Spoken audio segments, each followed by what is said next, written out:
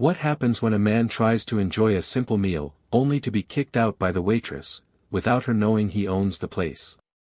What happened next changed everything in ways no one saw coming. I wasn't out here looking for trouble.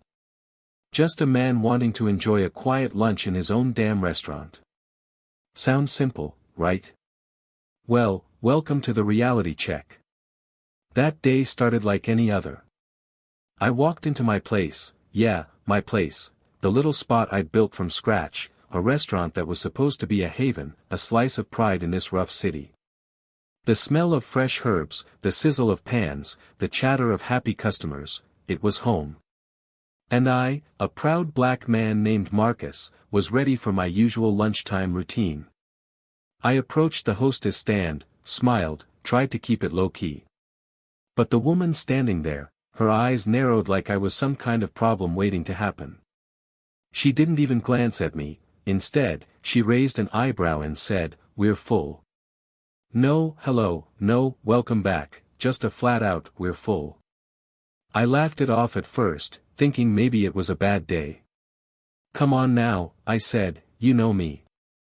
I own this place." That's when her attitude shifted, like someone flipped a switch.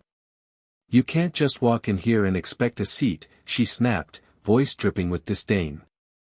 "This ain't no charity." I blinked, stunned. "Charity? Lady, I pay your salary." By now, some customers were watching. I could feel their eyes, some confused, some skeptical.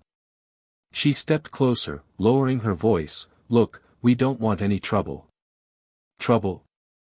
Me? I was the one trying to sit down for lunch, not start a scene. Then she did it, cut me off before I could explain myself, waving her hand like I was some kind of pest. I said, "We're full. Find somewhere else to eat."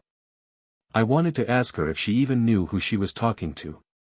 But before I could, a manager walked over, side-eyeing me like I was about to start a brawl. "Sir, please." "No, you listen," I said, raising my voice just enough for the room to hear. "I'm Marcus Williams. I built this place from the ground up. I'm not here to cause trouble. I'm here to eat." The manager looked uncomfortable. The hostess was stiff.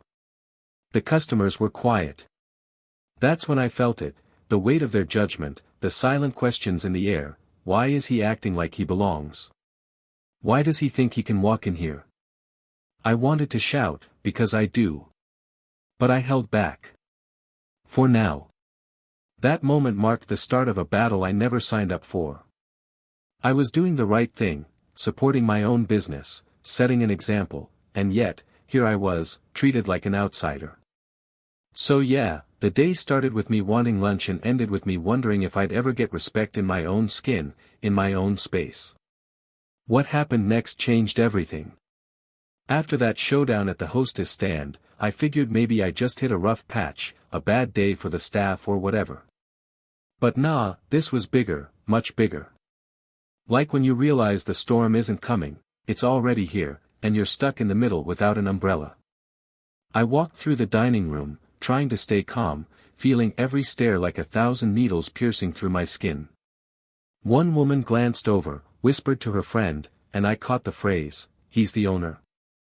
Then why is he acting like he's some charity case? Yeah, that was the vibe in the air. I went straight to the manager, hoping to get some backup. I said, "Look, I want to talk. This whole thing is ridiculous." He sighed, rubbing his temple like he was already done with me.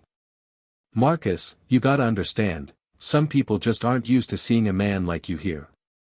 It's complicated." Complicated? That's corporate speak for, "We're uncomfortable with you."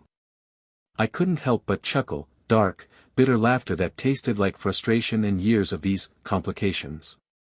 "You mean to tell me, my own people don't even see me as part of the picture here?" He avoided my eyes.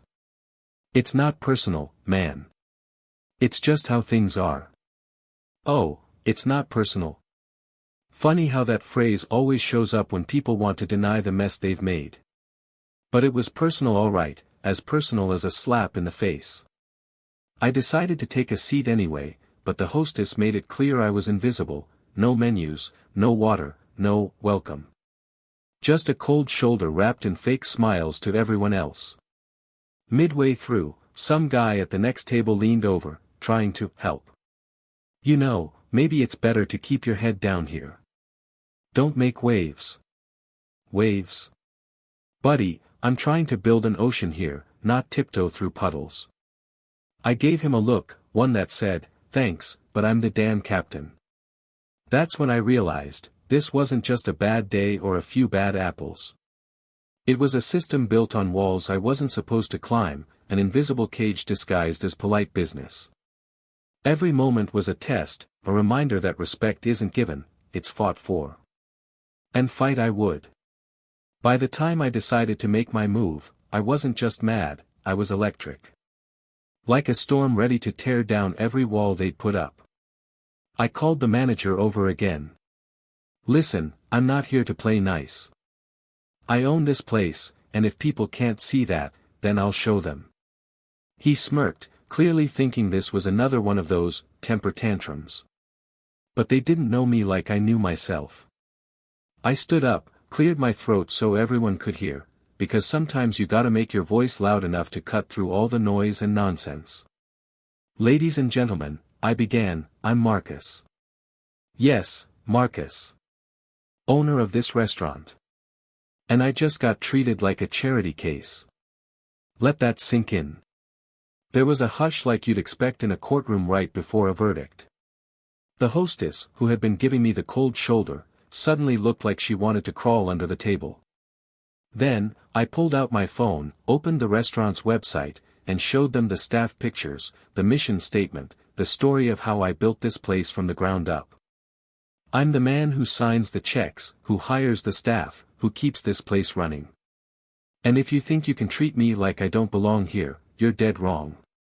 Some folks clapped, some just stared, stunned. The manager finally found his voice. Marcus. No buts, I cut him off. From now on, respect isn't optional. It's mandatory. And if anyone can't handle that, I'll personally make sure they find somewhere else to work.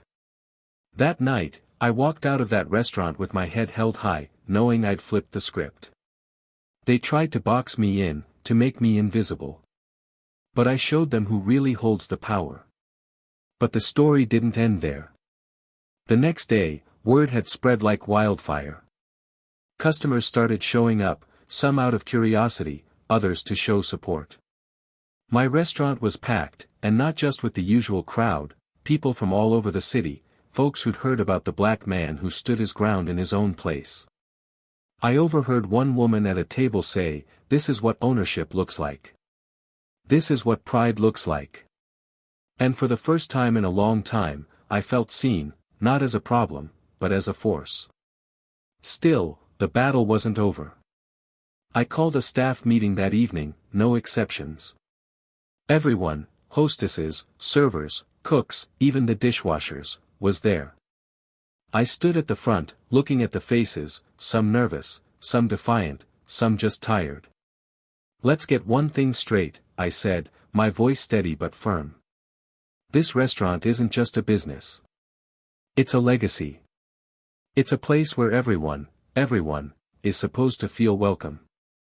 If you can't get behind that, there's the door. I laid out new rules, mandatory training on respect, no exceptions. I wasn't just talking about me, I meant every customer, every worker, every soul who walked through those doors. I wanted this place to be what I'd always dreamed, a haven, not a battleground. The hostess from yesterday? She didn't show up to the meeting. Word was, she quit before I could fire her. Good riddance. The manager, though, he stayed, and I could see he was starting to get it. Maybe he'd been part of the problem, but I gave him a chance to be part of the solution. Over the next few weeks, things started to shift. The staff began to carry themselves differently, prouder, more united. Customers noticed it too. One regular, an older guy who'd been coming since we opened, pulled me aside one day. "Marcus," he said, this place feels alive again. Like it's got a soul. That hit me hard.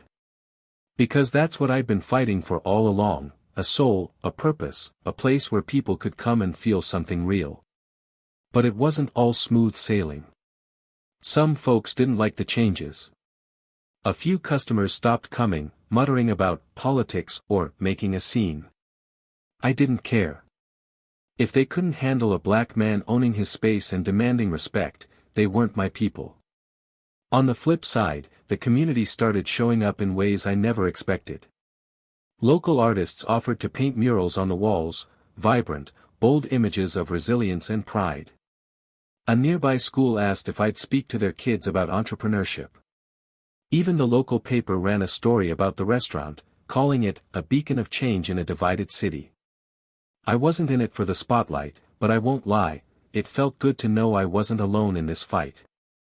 One evening, as I was closing up, a young woman came by, maybe 20 years old, nervous but determined. She said she'd heard about what happened and wanted to work here. I want to be part of something bigger, she said. Something that matters. I hired her on the spot. Not because I needed the help, but because I saw myself in her, that hunger to prove you belong, to carve out your place in a world that's always trying to push you out. That's when I knew this wasn't just about one bad day or one standoff. It was about building something lasting, something that could outlive me. A legacy, like I'd told the staff. Now, every time I walk into my restaurant, I feel it, the weight of what I've built, the power of what I've fought for. The staff greets me with nods of respect, not fear. The customers, they see me, not as a problem, but as a man who's earned his place. And me? I'm still Marcus, still fighting, still standing tall. Because respect? It's not given. It's earned, and sometimes, you have to take it, one battle at a time.